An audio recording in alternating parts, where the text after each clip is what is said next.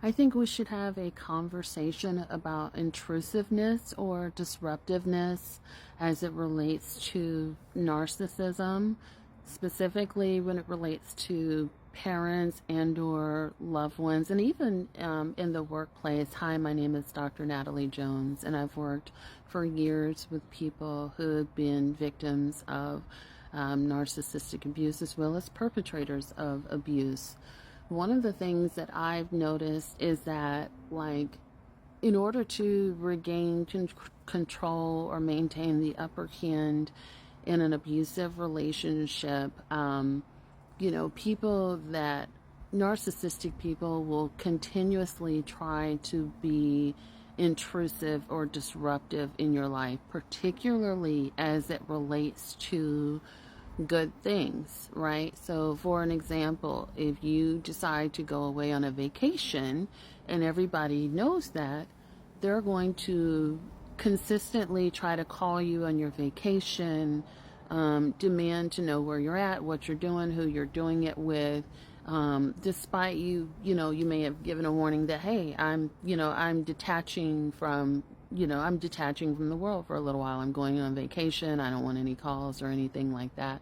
Or you try to let them know just to do the polite thing. They want to intrude on your experience and be very disruptive.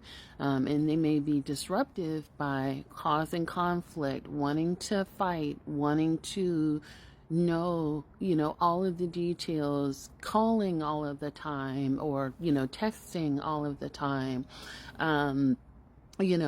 demanding to be a part of that experience. They are envious of the fact that you get to detach and go away. And that's the other thing. They demonstrate jealousy and envy. They have negative feelings or have outbursts about that. And they demand, once again, to be coddled for having their feelings. And the whole intention is to make you feel bad or to make you feel obligated to report back to me or to consider me as opposed to thinking of yourself.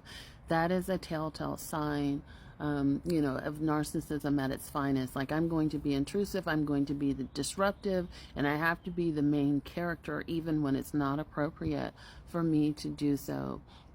And so one of the things that I always, talk to my clients about is setting that boundary, not answering that phone, letting that person know that when you do decide to interact with them again, that, hey, that behavior is inappropriate. For future reference, I won't be doing that. Using the block button and things of that nature. So it's always a good idea to prioritize yourself. And if you're going to detach.